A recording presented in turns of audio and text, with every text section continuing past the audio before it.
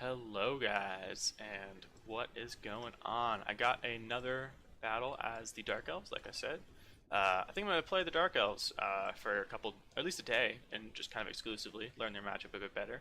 I'm pretty intrigued by this faction. I've done a lot of bouncing around this past week, learning the game, and I'm excited to kind of learn some matchups more in depth. Anyway, so we got the Black Arc Corsairs here.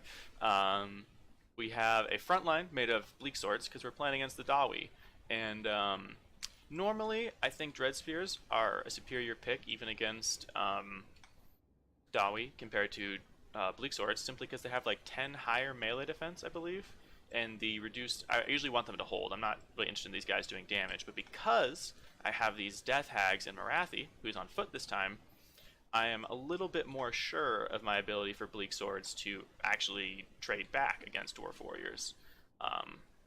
We'll see how low we can get their stats.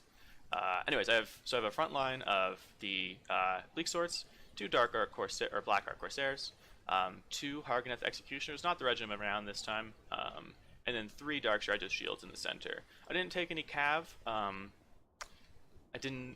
I felt like I was better off going with kind of the infantry mash here, but I think I might want to consider some cav in the future for a game like this because the lack of mobility, even against a faction like the dwarves who isn't very mobile, it's nice to have something that they can get into their cannons faster than infantry, you know, or at least like witch elves or sisters of slaughter or something like that. I would try that. I would put that somewhere in my army. Anyways, on to the Dawi. We have some dwarf warriors with great weapons, dwarf warriors, miners with blasting charges, more dwarf warriors with great weapons, longbeards, grumbling guard, and longbeards with great weapons. You have two lines here. You have kind of I couldn't see my opponent doing any of this, so this part of the battle was a mystery to me. But they're over the hill. But it looks like you have a front line of cheaper dwarf warriors with a mix of shields and great weapons, and some miners with blasting charges, 2 units of giant slayers. It looks like they have 2 cannons as well. I don't know if they knew what map they were playing on and picking these cannons, but they actually do get a good use out of them. They're starting to pull them up this way. And then, yeah, they have the Grumbling Guard, which will restore vigor to the surrounding units, and 2 units of Thunderers, and a Rune Lord. So they have a Rune Lord and a Runesmith. Now that Runesmith has a really... I don't know if they took it in this battle. It seems like they didn't. They didn't even take... wow, this is just the armor and ward save. They didn't even take the... Come on. They didn't even take the... oh, they did take the Ring of Wrath and Ruin. Okay. I thought they only took the armor and ward save. But yeah, there's a really cool item for them called like the Hammer of Cracked Drak or something. And it recharges in combat, and it lowers the melee attack by like 44 and weapon strength in opposing unit for like 40 seconds. It's pretty powerful. But anyways, these Black Arc Corsairs and it go in, but they get hit by blasting charges and tossed about. Really breaks up their charge there. Good use of the blasting charges. They're getting in early. I don't know. I couldn't see most of my opponent here, so I was just getting troops engaged, getting that Death Hag in there. She's going in solo against Dwarf Warriors. Not the greatest match, but there's some Bleak Swords coming up to support her. These Black Arc Corsairs are all alone, but they're fighting valiantly. So neither of us can really see each other that well right now, but my Dark Shards are starting to get in position, and I'm going to start targeting them on these Thunderers. The sooner I take the Thunderers out, the less ability they would have to kite me in the later parts of the game. Something I'm worried about bringing all infantry like this. So you notice I'll focus all 3 Dark Shards on that, and it does pretty good damage. Thunderers are pretty tanky, but the Dark Shards too have armor-piercing missiles, so I mean, it's already down to half health.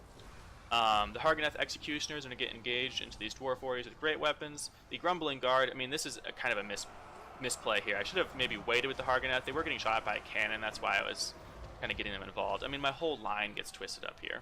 But the Harganeth engage into the Longbeards and this incredibly powerful group here, basically, and they start to get really beat down. They take a lot of damage. There's no support from a Death Hag over here. You can see I got a Death Hag here, I got a Death Hag here. They're too close together, and I have Marathi, who does stack with Death Hags. The Death Hags don't stack with each other. But let's see what actually we get the melee attack. 13 melee attack on these Dwarf Warriors. 17. 13 Zero melee attack on these dwarf warriors. Wow, zero. They got Soul Blight coming down here. These dwarf warriors also have zero melee attack. These Longbeards are unaffected by the debuff of Morathi. But yeah, I mean, very powerful, these debuffs. A little bit of a mistake here too. I mean, I'm chasing guys off. I need to stay together because I need these debuffs to be stacked on top of each other to get the most effect out of them. My Dark Shards, I'm trying to target them onto this unit of Thunderers, but I've left Skirmish mode on, so they won't walk forward far enough. Eventually, I take Skirmish mode off and, you know, target them a bit more directly. I should have been spreading out a bit too. I mean, these cannons are just pummeling through, but I'm finally going to unit of Harganeth through, maybe? Nope. They're chasing after these Longbeards, and as a result, it looks like they're going to get a rear charge from these Grumbling Guard. That's terrible. Oh no, good, they turn around. Okay. Oof. Oof. That would have been rough. As you might be able to tell, I'm just commenting these right after I played them. I'm trying to keep them a little bit fresh. So, I mean, the front line engagement's going pretty well. I'm not doing a great job of pushing through. He's doing a good job at protecting his back line. I mean, admittedly. I don't know if I can draw. But I was coming up, you know, in parallel to this ridge line, right? And so is he, but he was over here, and as a result, so many of my forces kind of ended up getting pulled down this center aisle rather than getting hit around either flank. I was trying to go wide so I get around into his sides, but the terrain kind of worked against me there. Immediately, the terrain kind of worked against him here too. I mean, the lack of line of sight on Thunderers. I mean, he's getting good shots now, but it's been hard for him to get the right positions for that, I'm sure. Looks like we have the last of the Harganeth Executioners. 19 of them getting into these Thunderers. Yeah. Dead Thunderers. Ooh. And the Morathi doing some pretty cool animations. Look at that. Chopping heads. That guy's dead. She just... Wow. Haven't watched her up close yet. It's pretty neat. Anyways, so at this point we've compromised his backline pretty sufficiently, and the game is on its last stages. I mean, his Rune Lord and Runesmith, they're gonna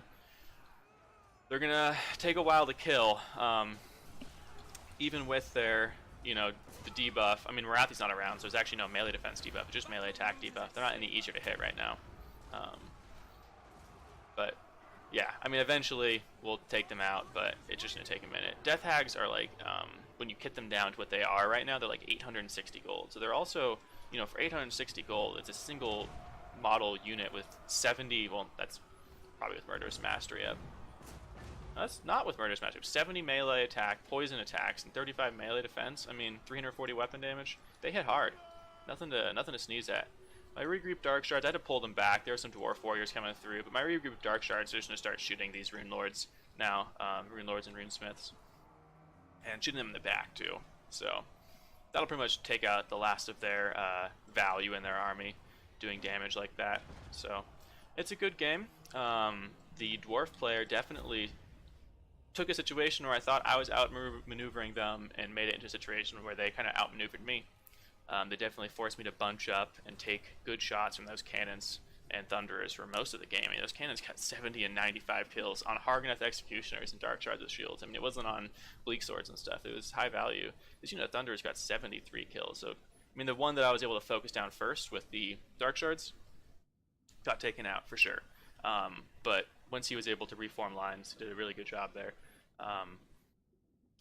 Those Giant Slayers did some good work. I mean, they are just kind of offensive infantry, and they do. I think they might have Death Blow. I don't remember if it's all Slayers that have Death Blow or not, but you know, when they get killed, they perform an additional attack. And against low tier infantry, I think that kind of stuff's pretty effective. I mean, in a sense, though, these guys are 1,250 gold, so even if they got 78 kills on Bleak Swords, they only returned a third of their value.